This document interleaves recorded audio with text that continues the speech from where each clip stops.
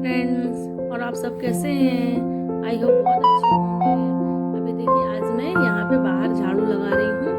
जो मेरे छत है ना, उसमें झाड़ू लगा रही हूँ। तो मैं सोचती हूँ इनको अच्छे से डेली मैं साफ़ कर लेती हूँ झाड़ू लगा करके, तो सही रहता है। नहीं तो बहुत दिनों में बहुत कचरा हो जाता है। और यहाँ पे भी मैंने बेड साफ़ करने के लिए आ गई हूँ। मैं बेड क्लीन कर लेती हूँ। जब बच्चे स्कूल चले जाते हैं तो सारा बेड वगैरह मैं सब क्लीन कर लेती हूँ अच्छे से। और फिर यहाँ पे बच्चों का जो स्टडी टेबल है, जो बच्चे जिसमें पढ़ते हैं, तो उसके जो बुक फैला देते हैं तो उसको मैं सेट करके रख देती हूँ। तो क्योंकि ना बहुत ज़्यादा फैला देते हैं, डे बाई डे उनकी बुक लगती है। तो और फिर मैं यहाँ पे किचन पे आ गई हूँ। तो किचन पे देखूँ क्या है कैसा है। बच्चों का लंच बना दी हूँ, बच्चों को लंच दे दी हूँ और इनको भी ऑफिस भेज दी हूँ खाना बना करके। तो उस समय की शूटिंग मैं नहीं कर पाई हूँ, तो इसीलिए मैं भी आपको ये दिखा रही हूँ बच्चों के जाने के बाद में क्या कर रही हूँ। मेरी केटली है गर्म पानी वाली, वो ख़राब हो गई है तो मुझे गंजी में गर्म पानी करना पड़ा। अब उसको दिखवाऊंगी मैं। तो अब मैं गंजी में गर्म पानी कर रही हूँ, क्योंकि ठंडियों में हॉट वाटर ही पीते हैं, कोल्ड वाटर नहीं पीते हैं, नॉर्मल वाटर भी नहीं पीते हैं। और यहाँ पे मैंने रात में घी पकाया था, जो मैंने आप लोगों को दिखा नहीं पाई वीडियो में। तो घी अब मैं छान करके रख रही हूँ, वो जम गया है ना, तो उसको दोबारा मेल्ट करके उसको छान करके रख रही हूँ।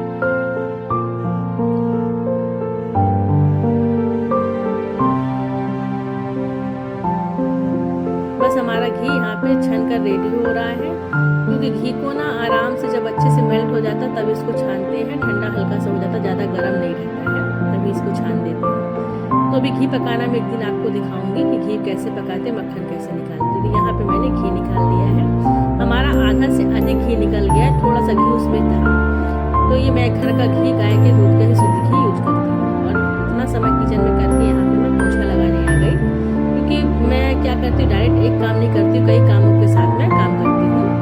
और वहाँ पे मैंने यहाँ पे पोछा लगाया अच्छे से, एक रूम में लगाया, दूसरे रूम में भी थोड़ा लगा दिया। और यहाँ पे मैंने आंवले का आधा किलो लेकर आए थे। मैं आंवले का अचार आपको बिना तेल का बताऊँगी। तो आंवले को पहले क्या करना है, बॉयल कर लेना है।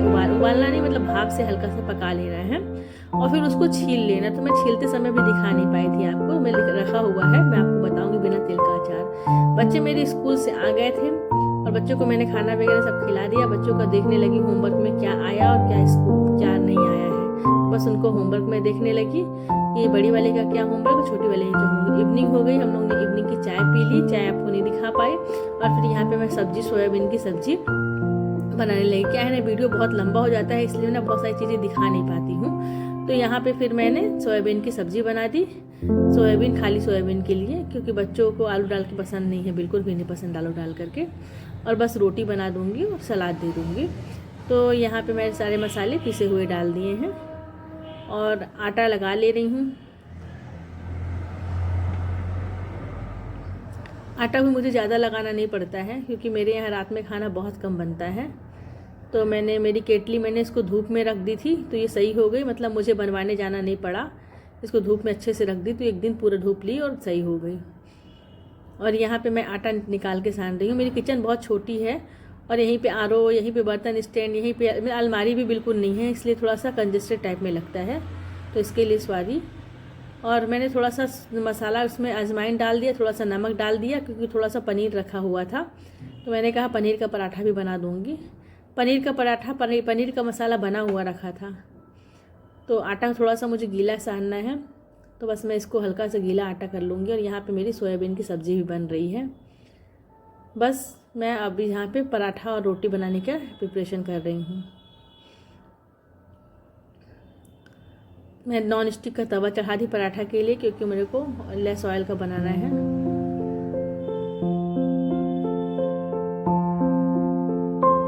और क्या है ना, पेस्ट थोड़ा सा एक दिन का था, तो थोड़ा गीला हो गया था, जिससे है ना बन नहीं पा रहा था। तो फिर मैंने इसको क्या किया, एक तो मैंने बनाया है तो बहुत फट के बना, अच्छा बन नहीं पाया, हल्का मोटा सा बना। तो फिर बेलन ज़्यादा चल नहीं पाया उसमें। तो मैंने दूसरे के लिए क्या किया, डबल रोटी बना ली है। और एक रोटी में मैंने सारा पनीर का मसाला रख लिया और दूसरी रोटी को उसी में चिपका दिया। बहुत अच्छा बना था वो भी। थोड़ा सा क्या ना नमक डाल दिए थे ना, जिसकी वजह से वो गीला हो गया था। और फ्रिज में रख दिए थे, कल बनाए थे तो फ्रिज में रख दिए थे। तो मैंने इस टाइप में कर लिया। जब कभी कोई चीज़ समझ में नहीं आती है ना, तो उसका कोई ना कोई उपाय तो निकल जाता है। तो बस देखिए, ये मैंने पनीर का पराठा इस तरह कर लिया है। एक पराठा बनाया है, क्योंकि सभी लोग खाए थे तो ज़्यादा किसी को खाना नहीं था। इनको मैंने बोला बना देती थी, बोले एक बना दो, मैं बोली ठीक है बना देती हूँ। और फिर मैं सारी रोटी सेक लूँगी। बच्चों को खाना होगा तो खाएंगे रोटी सोयाबीन की सब्जी, या फिर उनको और कुछ खाना होगा तो फिर वो और कुछ खा लेंगे। तो यहाँ मेरा पराठा रेडी हो रहा है और यहाँ मैंने चने दाल का पापड़ रोस्ट करती हूँ। मैं हमेशा पापड़ रोस्ट करती हूँ, कभी भी आप मुझे देखेंगे नहीं कि पापड़ मैं फ्राई करती हूँ। मैं पापड़ कभी भी फ्राई करके नहीं देती हूँ, मतलब हमारे यहाँ फ्राई पापड़ पसंद ही नहीं किसी को। और यहाँ मैं सोयाबीन की सब्जी और पराठे और यहाँ पे पापड़ तानिया की डैडी को मैं खाना दे दूँगी खाने के लिए।